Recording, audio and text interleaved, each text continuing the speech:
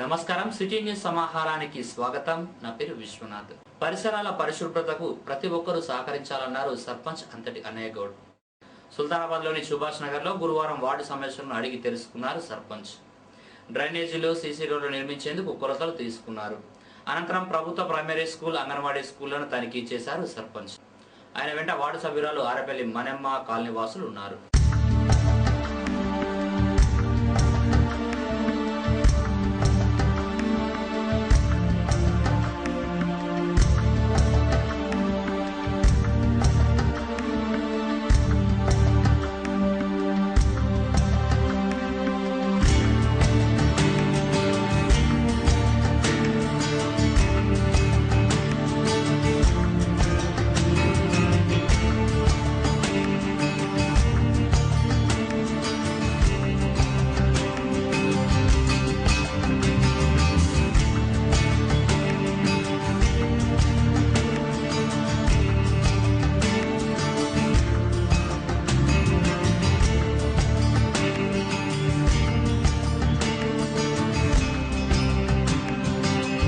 Ward పరిశీలన చేసి చాలా దుర్గంధమైనటువంటి పరిస్థితి ఉన్నది ఎస్సీ కాలనీలో.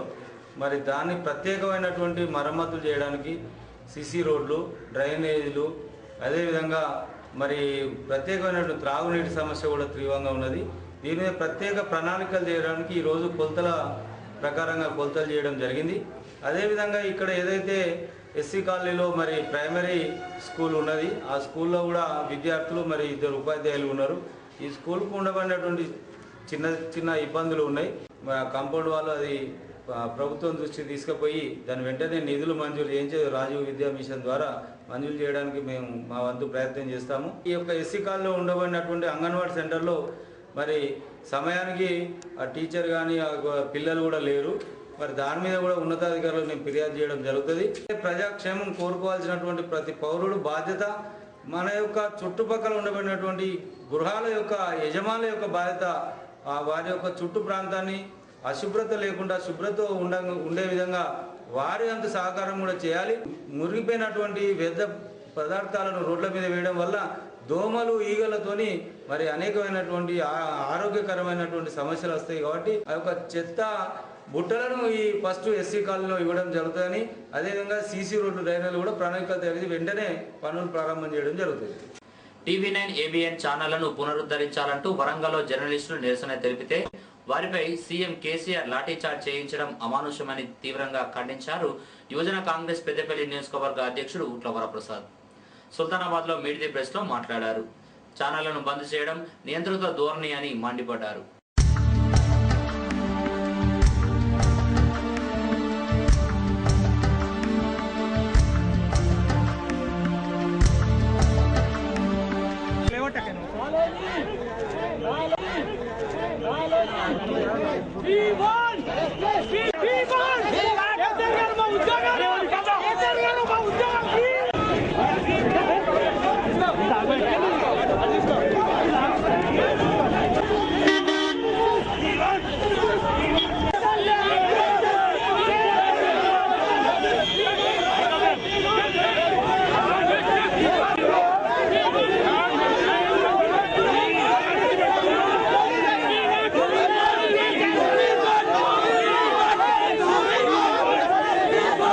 మొన్న వరంగల్లో జర్నలిస్టులు ఏదైతే మీరు టీవీ9 మరియు ABN ఛానళ్ల మీద మీ వైఖరి ఉందో ఆ వైఖరికి నిరసనగా జర్నలిస్టులు ప్రదర్శన చేస్తుంటే జర్నలిస్టుల పైన లాఠీ చార్జీలతో మీరు దాడి చేసి మరి వాళ్ళని గాయపరచడం ఇది మీకు న్యాయమేనా?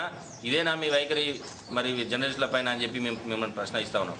కాబట్టి అలాంటి జర్నలిస్టుల పైన దాడి చేయడం కానీ లేకపోతే ఛానళ్లను బంద్ చేయడం కానీ ఈ విధంగా నియంత్రిత పోకడలతోని మీరు మరి ప్రెస్ను అడ్డుకోవాలని ప్రయత్నం చేస్తే అది మీకే నష్టం అని చెప్పి మరి మీరు ఉక్కుపాదం పెట్టి కేవలం మరి మీకు సంబంధించినటువంటి కార్యక్రమాలను బాగా చూపిస్తే సరిపోతుంది అనేటువంటి ఆలోచనతో మీరు మీడియాను అడ్డుకట్ట వేయడానికి మీరు ప్రయత్నం చేస్తే అరచేతితో సూర్యకాంతిని ఎవరు అడ్డుకోలేరు. ఈరోజు మీడియా యొక్క ప్రభావాన్ని కూడా, మీడియా యొక్క మరి బాధ్యతను కూడా ఎవరు కూడా అడ్డుకోలేరు అనే విషయాన్ని ఈ సందర్భంగా మీరు తెలుసుకోవడం మంచిదని చెప్పి ఈ సందర్భంగా మిమ్మల్ని హెచ్చరిస్తా ఉన్నాం.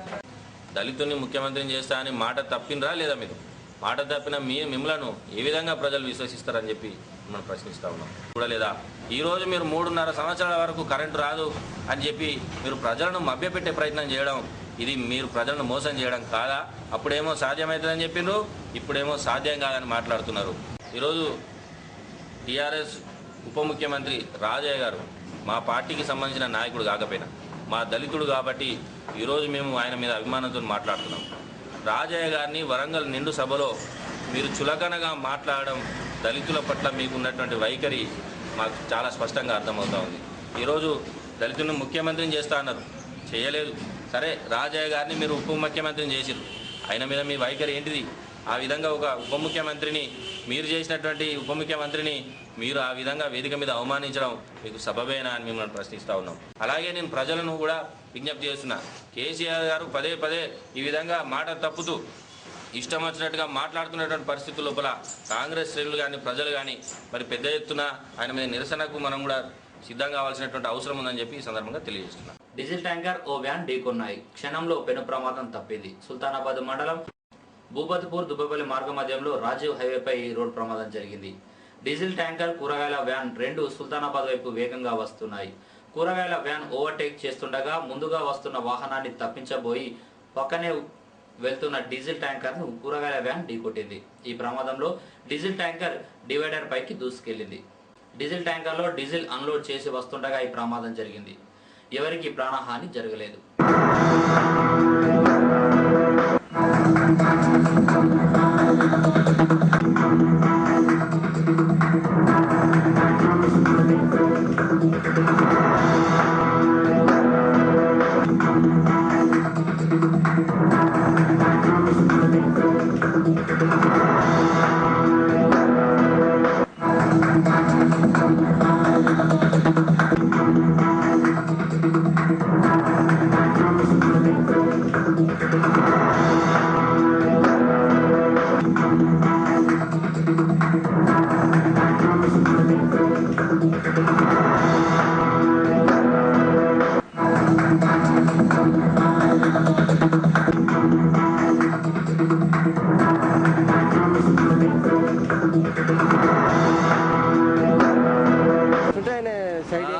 ట్యాంకర్ వెనక వచ్చేనే ఆయన సైడ్ ఇవ్వలేదు, వెనక ఆటో ఉన్నది, కంప్లీట్ బ్రేక్ చేస్తే రూల్ అయింది.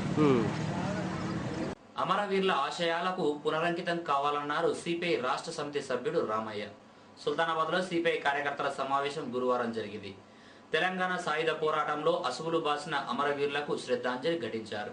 ఇవి ఈ బులెటిన్ విశేషాలు. మరో బులెటిన్ లో మళ్ళీ కలుసుకుందాం. నమస్కారం.